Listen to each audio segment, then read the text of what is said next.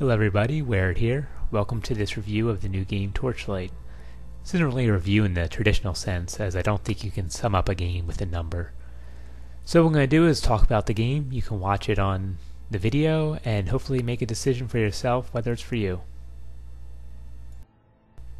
Torchlight is an action RPG, just like Diablo, Diablo 2, Titan's Quest, and all their games like those. You run around, you kill a lot of stuff, you get a lot of loot, and that's pretty much it. So if you like those games, I think you'll definitely like Torchlight. So far, I'm a big fan of the graphics in Torchlight. They may not be the realistic type or the cutting edge, but they work very well for the game. They're a little cartoony, so it makes the game feel lighter instead of dark and more serious. And I'm a big fan of those kind of games where it's not all serious and you're just there to have fun. One bonus of these kind of graphics is it should work on all sorts of systems, from ones a few years ago to the ones just released today. They're really trying to get a broad group of people to play in the game. I really do like the way they did the environments though. You see the normal mines, dungeon type area, to crypts, to this sort of jungle area. And I'm hoping there's a lot more variety as it go on, but I haven't gotten too far into the game yet. Another neat thing about their environments is it's layered, so you'll be walking along on a ledge and you'll see what's below you, but you can't interact with it yet, but you know it's there, so it gives a real feeling of depth, especially when you're crawling down dungeons.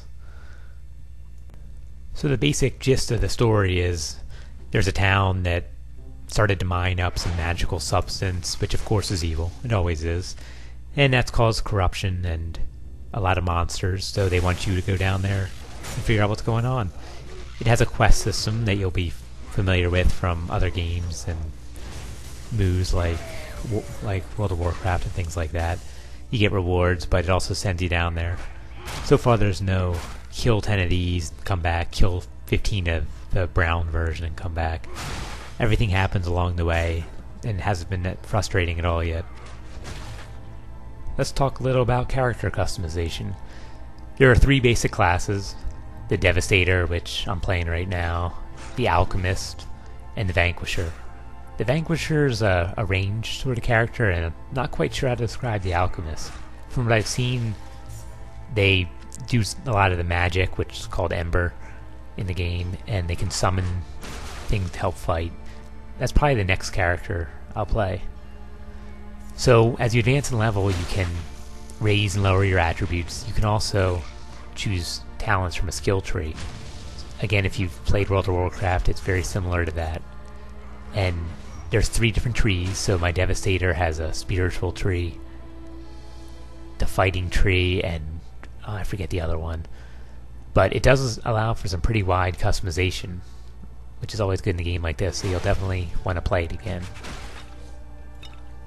As you can see on the video, there's a lot of stuff to pick up, from potions to all sorts of weapons and armor. And there's different quality levels, like unique is pretty rare, there's rare, it's common. So you pick up a lot of stuff in this game, and you have to use these identify scrolls to see what magical properties they have. You can also buy them from vendors, like there's one vendor who will sell unidentified ones, so it's kind of like gambling. You may get a good one, you may not. It adds a lot of different variety, and it does reflect on your character, so when you change armor, it shows the different weapons have different looks and other things like that.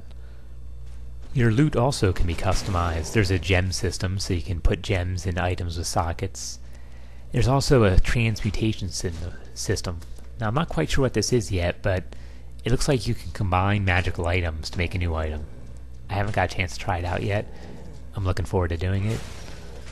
We'll see what happens. Hopefully it'll add even more options for your weapons and armor. One nice feature of Torchlight is you get a pet.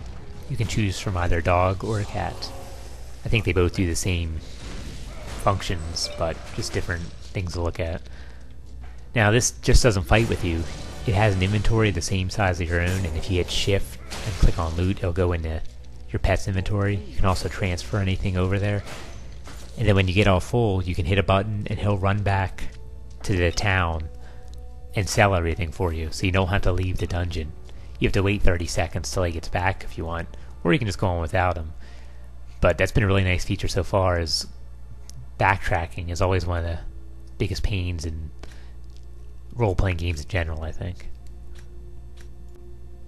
That's not all your pet can do either. This is also a good time to talk about fishing, I guess. There's a fishing mini-game, which I really haven't mastered yet, that you can just start fishing at certain spots within the game world, and you get fish. Now these fish can be fed to your animal, and depending on which fish you feed it, it'll turn the animal into a different kind of monster, and it'll fight along with you. Like I turned one of mine into a weird gel-like thing that shoots lightning. So for 2 minutes or so, it'll be that monster and then change back. Oh, and there's one more thing about pets. They can learn spells. So when you pick up a scroll that teaches you a spell, you just drag it over to your pet, and they'll start casting it on their own. So for example, in the video I gave my dog a summon skeleton scroll. So the dog will start summoning skeletons on its own to help in the fight. I think that's a really neat feature, adds a lot to it, and it's a lot of fun. During your adventures, you may come across vendors and other NPCs in the dungeons. Sometimes those NPCs will join you and fight along with you for a bit. Other times they will offer to sell you things. Like, I came across a guy selling maps, and picked up a map, activated a portal, came up, and I jumped in. It basically took me to another little dungeon, where I went around, killed things, got a lot of gold and loot, and then came back. It was a nice little diversion from the main dungeon that I was on, so you may come across those too. There's also the Infinite Dungeon. I'm not quite sure how it works yet, but as it sounds, it's a dungeon that never ends. So I'm looking forward to checking that out soon too. One of my favorite things about Torchlight is just the combat. It feels very just good, I guess.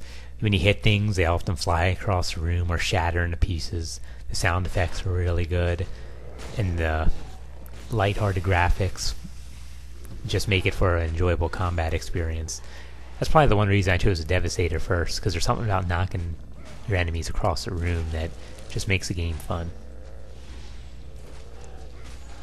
So overall, I am enjoying the game very much, especially when you consider that it only costs $20. For $20, you're getting a whole lot of entertainment out of this. So if you like these kind of games at all, I recommend getting it. I mean, you've seen how it looks good, it plays very well, and I think you'll definitely get your money's worth from buying it. But if you didn't like Diablo or Titan's Quest, you may not want to get it. And I mean, the gameplay is pretty much exactly the same with a lot of nice additions. So I hope this video helped. Enjoy Torchlight.